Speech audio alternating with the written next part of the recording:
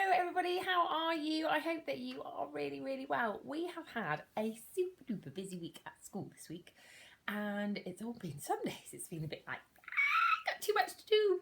And I haven't been able to get outside and enjoy the sunshine, and I thought I need to cheer myself up. What can I do? And I thought, I know, I'm going to cheer myself up by reading a story to the children about poo. Are you staying up here, Yolo?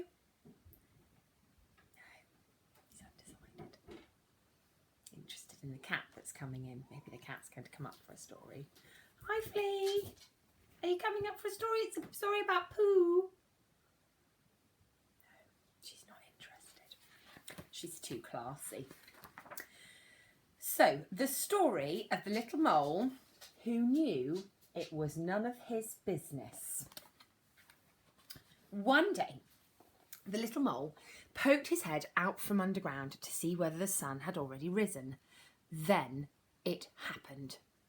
It looked a little like a sausage, and the worst thing was that it landed right on his head. "How mean!"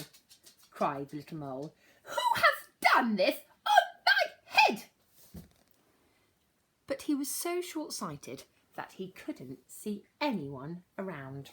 Short-sighted means you can't see things that are far away. "Did you do this on my head?" he asked the dove who was flying past. "Me? No, how could I? I do it like this," she answered.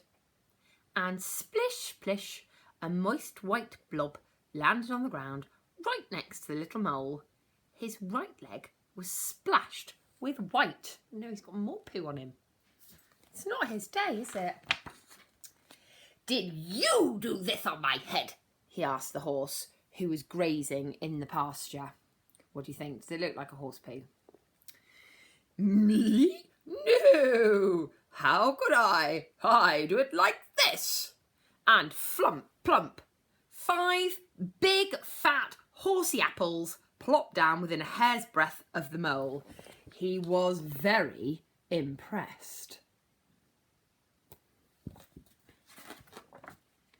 "Did you do this on my head?" he asked the hare. What do we think? "Me? Nah, how could I? I do it like this," answered the hare, and rat-a-tat-tat, 15 little round beans shot past the mole's ears.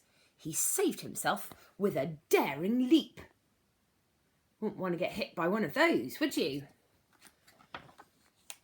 "Did you do this on my head?" he asked the goat, who had been dreaming a little. "Me? No, how could I? I do it like this," she replied, and plippity-plop, a pile of toffee-coloured little balls tumbled on the grass. The little mole found them almost appealing. I don't think he should eat them though, do you? Don't do it, Mole, don't do it. "Did you do this on my head?" he asked the cow, who was chewing the cud.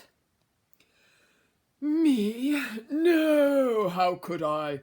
I do it like this." And kersplosh, a big brownish-green pancake flopped into the grass just next to the mole. He was very relieved it hadn't been the cow who had done something on his head. Not surprised, that would have been awful. Even worse. "Did you do this on my head?" he asked the pig. Not sure the pig really wants a mole finger stuck up his nose. "Me? No, how could I? I do it like this," replied the pig, and plop, splat, a little soft brown pile fell on the grass. The mole held his nose. I wonder what that tells us. "Did you do this on my..." he was going to ask again, but as he came closer, he saw only 2 big fat black flies, and they were eating. "At last, someone who will be able to help me," thought the mole. "Who did this on my head?" he asked excitedly. Keep nice and still, buzzed the flies. There was a short pause, and then, It is clear to us that it was a dog. finally, the little mole knew who had done the business on his head. Ooh, he looks very determined. I wonder what he's going to do. Basil, the butcher's dog. Trust Basil. Quick as a flash, he climbed onto Basil's kennel and pling, a tiny black sausage landed right on top of the dog's head. Satisfied at last, the little mole disappeared happily into his hole underground. That's it. Oh, I feel so much better now. I really hope that you enjoyed that story about poo. And it's quite instructional too. So if you're grown up saying Miss English should not be reading you a story about poo, children, you can say no, because Steve Backshall knows all about poo, doesn't he, and different types of animal poo. And now so do you too. Anyway, I hope that you have a lovely weekend. Oh, is it Friday yet? It's not even Friday yet, Miss English. This is how busy this week has been. I think it's Friday already.